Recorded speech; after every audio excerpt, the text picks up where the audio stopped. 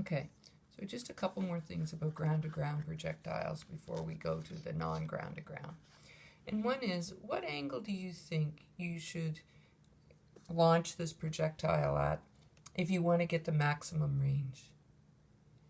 Okay, so you have to think about our VIX here, or our VI, excuse me.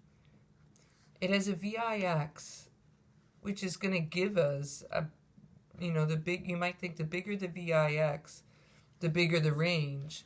So you might want to go with a tiny angle, because the smaller the angle, right, if the angle's tiny, tiny, tiny, then it has a big VIX and only a little VIY. You might think, well, a bigger VIX, then it'll be able to go further.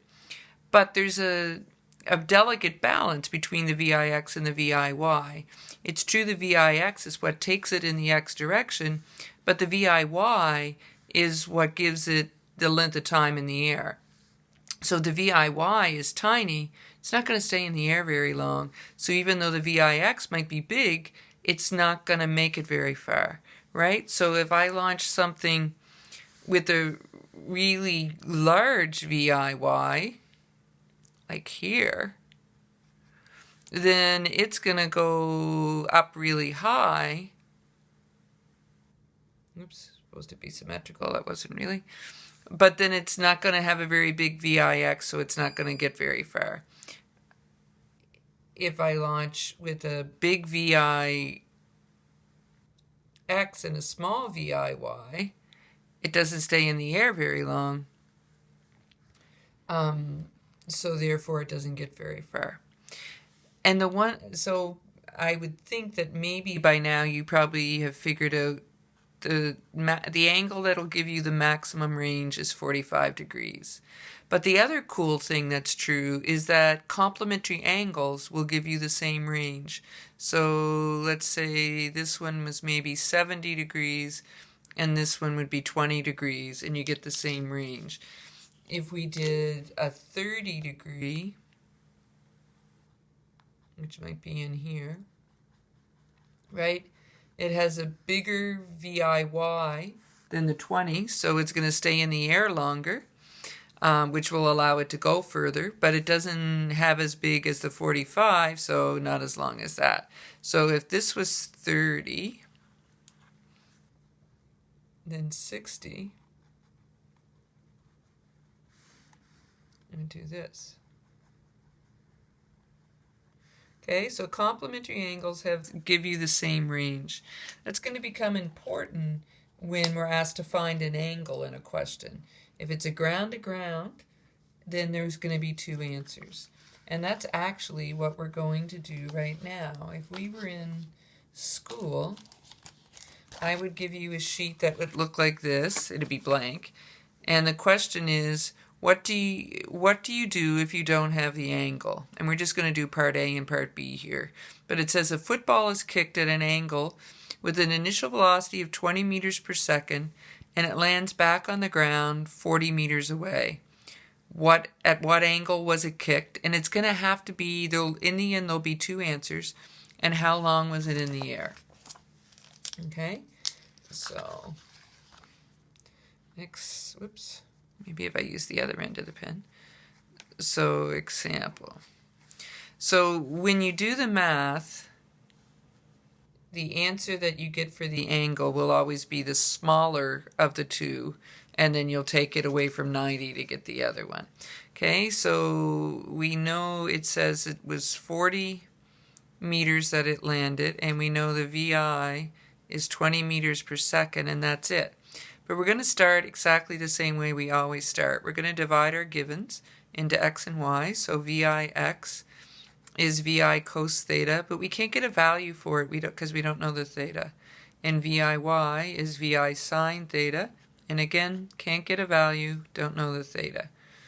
AY is 9.81 meters per second squared, and it's down, so we'll have to watch out for negatives. AX is 0. And delta dx is 40 meters. And we don't know the time.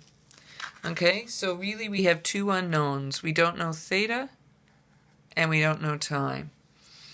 We could do our little time it takes to go up trick. We could look it up and we could do AY is equal to VFY minus VIY over delta T, and if it's up, this goes to 0. So delta TU will equal, take that up, VI sine theta over AY, but we can't get a value here because we don't know the theta, we don't know the TU. We could multiply both sides by 2 and get just delta T.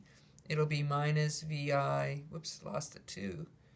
It'll be minus 2 VI sine theta over AY. Okay? One equation, two unknowns, we can't solve it. If only we had somewhere to get a second equation. Oh, look, we have an x direction over here. So we could go delta dx is equal to VIX delta t plus 1/2 AX delta t squared, and this goes to 0. So delta dx will equal VI cos theta delta t. Second equation, same two unknowns. So we can take this delta t and sub it in here. So we're going to have delta d is equal to VI cos theta, and then bracket minus 2 VI sine theta over AY. Okay, I can bring the AY up to this side, and I'm going to bring the negative over too, just because I don't want people to think that this negative means you're subtracting. You're multiplying these two terms, the negative just means it's negative. VI times VI will be VI squared, and then I'll have 2 sine theta cos theta. Okay, I could divide by the VI squared, so it'll be AY delta dx over VI squared. And on this side, I have 2 sine theta cos theta.